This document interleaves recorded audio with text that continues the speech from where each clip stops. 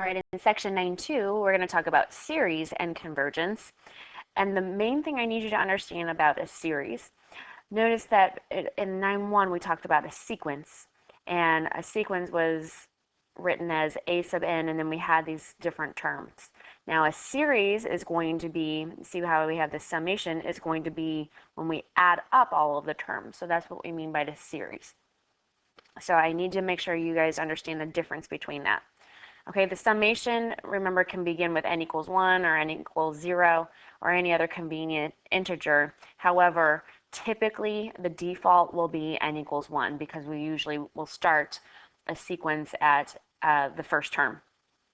Okay, so to calculate the sum of an infinite series, we're going to look at the sequence of partial sums. Okay, so partial sums just means that I'm not going to add up all of the terms. I'm going to just add up a few terms at a time. So S1, capital S1, would just be adding up the first term. That would be considered the first partial sum. The second partial sum would be adding up the first two terms, and so on. So S sub n would be adding up all of the terms. Okay, so when we say we're going to look at the sequence of partial sums, that sequence, remember sequences, we're not adding things up, we're just listing the different numbers, the different terms. The different terms are going to be what these partial sums are. So if this sequence of partial sums, if that converges, then we say that this series converges. So that's what we'll be looking at when we talk about whether a series converges or not. Okay, if we can find the sum S of the series, that is going to be the limit of the partial sum. So if we're able to find that, then we would say that is what the sum of the series is. Okay. And then of course if the sequence of partial sums diverges, then we say the series diverges. Okay, so let's look at an example. We've got our formula a sub n is 1 over 2n. But since there's a summation in front of it, that means that this is a series. So the series is going to be determined by, let's see, our first term would be 1 over 2, and then the second term would be 1 over 4 plus 1 over 8, and so on. Okay, so this is what the series looks like, all the way up to 1 over 2 to the n. Okay, so the first partial sum would simply be 1/2. The second partial sum would be 1/2 plus 1/4, which if we add that together, that'll be 3/4. And then the third partial sum would be 1/2 plus 1/4 plus 1/8, which would equal 7/8, and so on. So if I wanted to find what the nth partial sum was, I would need to find a formula for these terms. So if I'm looking for a formula, see this is S1, S2, S3, and I want to find a formula for Sn. So let's look at these partial sums. Is there a pattern to them? So if you notice that the denominators, these are all of the 2 to the n powers, and then the numerators are simply 1 less than that. So we could very easily write a formula for this. So the nth partial term would be 2 to the n in the denominator, and then 2 to the n minus 1 in the numerator. Okay, so if you can write an nth partial sum, then finding the limit of that is pretty easy. All right, so we can find the limit of S sub n. So that's going to be of the limit as n approaches infinity of 2n minus 1 over 2n. Okay, so let's simplify this a little bit. Let's break up this fraction to help us see this a little bit better. Because if I just plug in infinity right now, I'm going to get infinity over infinity. So I don't really want that. Let's simplify it a little bit first, rather than trying L'Hopital's rule. So I can rewrite it like that, because I just split up the fraction. So this is, we can get a better result with our limit by doing this. So when we plug in infinity, this will equal 0 right here, and so our whole limit is equal to 1. So what does that mean? So the series converges, and the sum of the series is equal to 1. Okay, so that's an example of one that we could find the formula for. That won't always happen, but every once in a while you come across something like that. Let's try to do the same thing here. So if I start writing out the terms here, this would be 1 minus 1/2. That's the first term. Then the next term is 1/2 minus 1/3. Then I have 1/3 minus 1/4, and so on, all the way up to 1 over n minus 1 over n plus 1. Okay, so what's going to happen here is the negative 1/2 and the positive 1/2 will cancel. The negative 1/3 and the positive 1/3 will cancel. Even here, if I think about what came before here, this was 1 over n minus 1, and then minus 1 over n. So even the 1 over n's will cancel. So what will be left is that very first number in that first parenthesis and the very last number in that last parenthesis. So my s sub n is going to be equal to 1 minus 1 over n plus 1. All right, so since we were able to write the nth term, we can find the limit. All right, so the limit as n approaches infinity of 1 minus 1 over n plus 1 is equal to, well, this is going to be 0, right? So when I plug in infinity, that'll be 0, and this will be 1, so that's just 1. So once again, we have that the series converges, and the sum is equal to 1 again. Okay.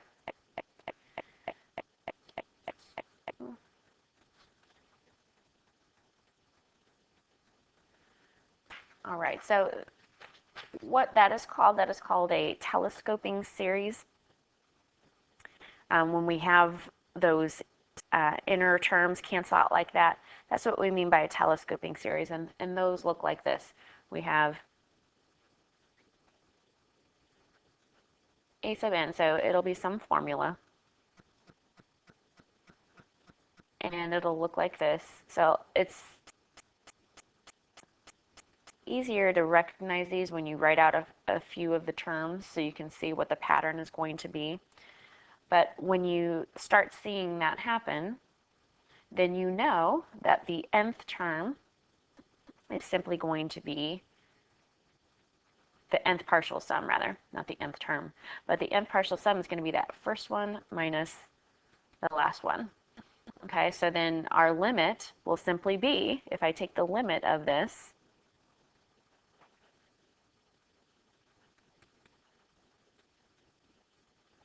since this is a constant, it's going to be b1 plus whatever the limit of this term is.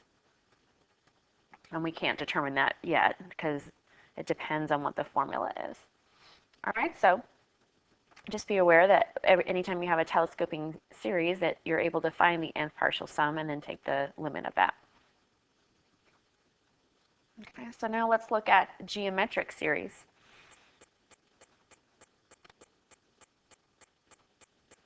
Okay, so this is what we were just talking about with the telescoping series.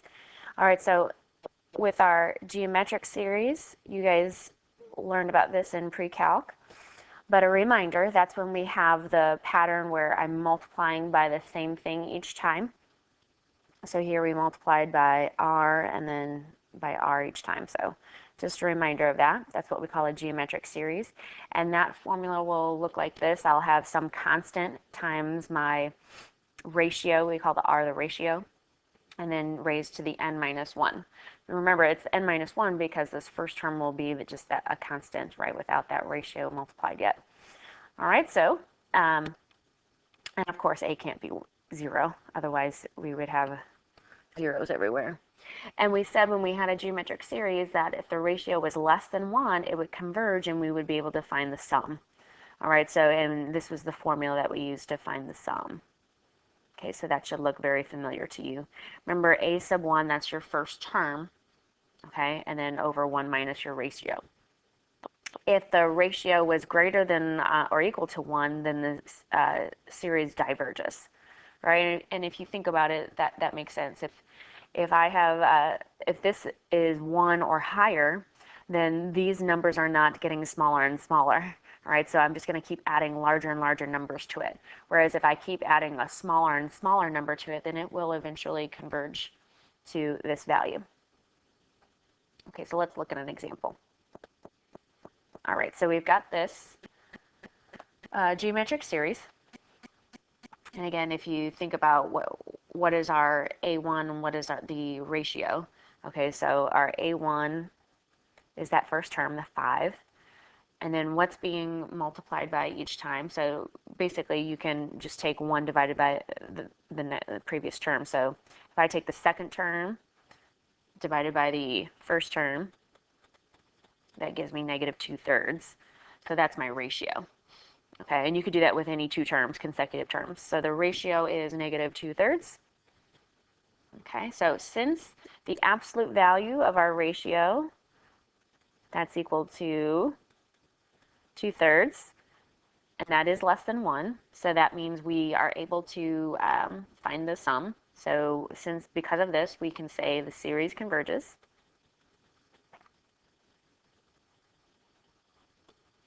And then we can actually find the sum. All right, so that would be A1 is 5, and then 1 minus a negative 2/3. So that's going to be 1 plus 2/3, which is 5/3, which is 3. So the sum would be equal to 3. All right. And keep in mind, it makes sense that this is lower because this is an alternating series. It's a negative ratio. So we will be subtracting some of those values. So we keep subtracting off values. Yes, we are adding values, but we're adding smaller and smaller values. So it will be something smaller than 5. Okay, so that's a reminder of geometric series and what we know and how we can use that in calculus. What I want you to notice about the ones we've already done, when the series converged, also notice that the nth term of a sequence is approaching 0. So if I just did the limit of simply that a sub n, okay, not the nth term, not the s sub n, but the a sub n. If I did the limit of that, then I would get that the limit is equal to 0. So here's where that happens. Here's a theorem: the limit of the nth term of a convergent series. If we know that a series converges, then we know that the limit of the nth term is going to be equal to 0. Keep in mind, this is the nth term. Like if I was treating that as a sequence and I was just doing the limit of the sequence, then that would be equal to the 0. Okay, but this is the if-then statement, but if the series converges, if the converse is not necessarily true. That's what I wanted to point out to you. And here's an example of that. So let's say I know that the limit of the nth term is equal to 0. That doesn't necessarily mean that the series converges. So if I had, for example, the series 1 over n. So 1 over n is that nth term. Okay, that's the a sub n. So if I do the limit of just that part, then I get 0, right? However, this, if I write this as a series, this is going to be 1 plus the second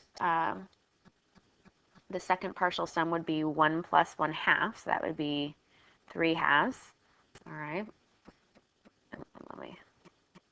So 1 and then 3/2.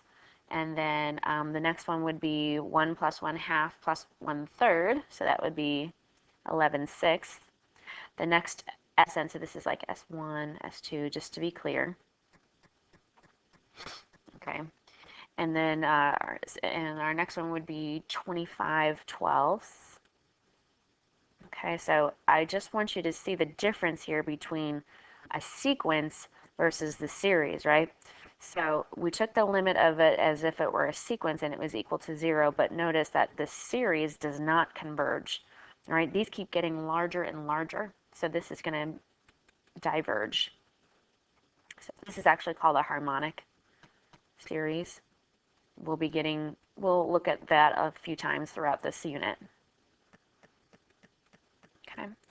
So 1 over n. So if I take the limit of that, that's equal to 0, but you can see that the series does not converge, which proves that this converse is not true.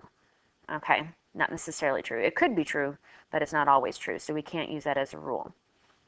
All right, so thinking back to your geometry days, the contrapositive of any statement is always true, right? So if this theorem, this is the if-then statement, if that's true, then the contrapositive is definitely true. Here's the contrapositive. If the limit of our a sub n is not equal to 0, then the series does not converge, so that means it diverges. And this is very, very important. You might want to underline this, star this, put a box around it. This is what we call the nth term test for divergence. So this is a very easy way to say for sure, nope, this diverges. We already know that. We don't have to do anything further. So let's see how we can use that. Okay, so we've got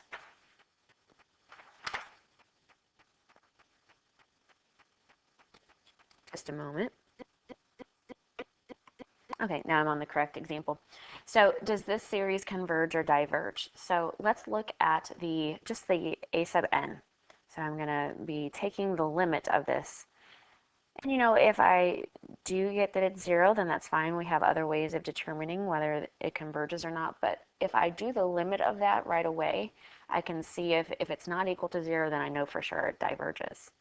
All right, so the limit as n approaches infinity of n squared over 5n squared plus 4. All right, so this is our strategy of dividing everything by our n squared. Or if you like to think of it as the horizontal asymptote rules, that's fine. So we have the limit as n approaches infinity of 1 over 5 plus 4 over n squared, which means that this part is going to be equal to 0, so this is going to be equal to 1/5.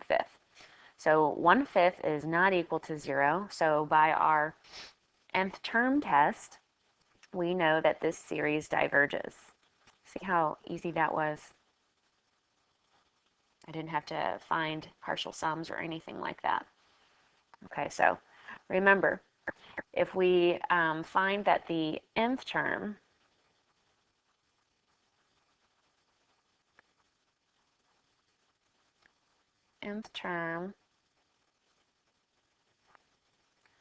does not approach 0,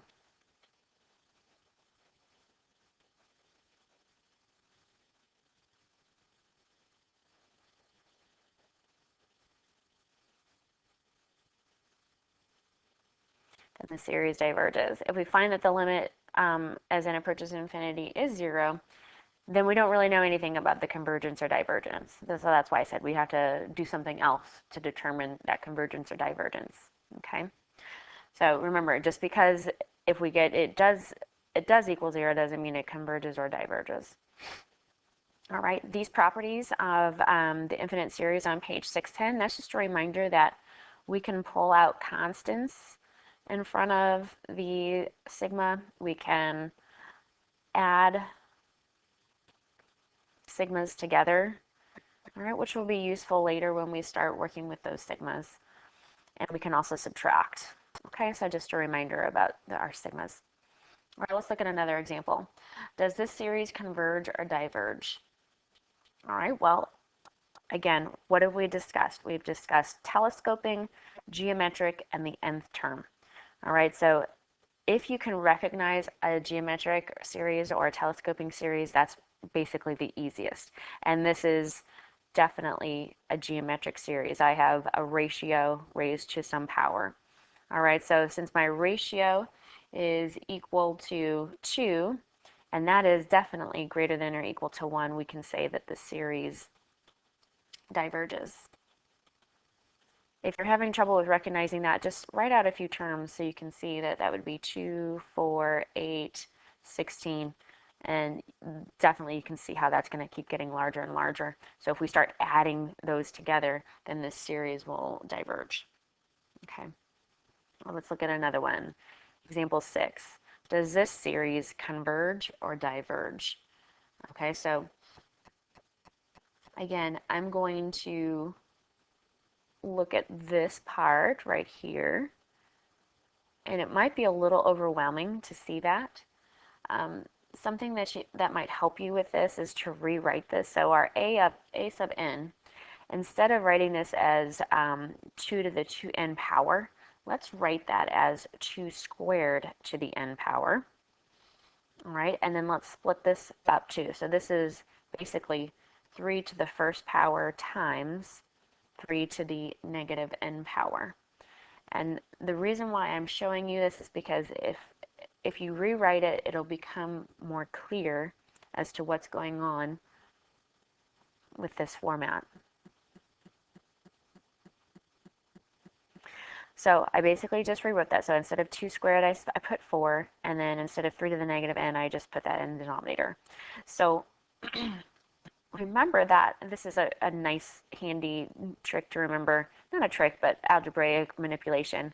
Remember, if these two things are to the same power, then I can write that as one single base raised to the nth power times that 3. So all of this rearranging helps me see that this is actually a geometric, even though it really didn't look like that here. So geometric, or think of it as exponential. If you recognize something exponential in there, then go ahead and try to manipulate it so it looks like that. So if this is my geometric form, keep in mind that my r is equal to 4/3, right? Because that's what's going to keep being multiplied over and over again. And since that is greater than or equal to 1, then that automatically tells us that the series diverges. So once again, a little bit of algebra manipulation saved me from having to do like partial sums or even a limit. And then our last example, we're going to write the number 2.317, and the 17 is repeating. We're going to write that as a ratio of integers. So keep in mind this is 2.3171717, and so on. Okay, so how in the world do we do that? Well, since we're talking about series, we're going to try to write this as a series. All right, so this is essentially the same number, 2.3 plus 0.017 plus 0.00017 plus 0.0000017. So each time I'm adding 2 zeros, right? And so on. Okay, so this first fraction, this is 23/10. This one is 17 thousandths, so that's like 10 to the third. This one is 17 over 10 to the fifth. Okay, so really the pattern's happening with the 17. So that's what we want to treat as the series. Okay, so I'm gonna leave this part out, the 23/10. We're gonna leave this out for now. Okay, we'll come back to that later. All right, so let's try to make this into a series. So if we think about what's happening here each time, I'm multiplying by 1 over 10 squared, right? And my A1, this is my A1, is equal to 17 over 10 to the third.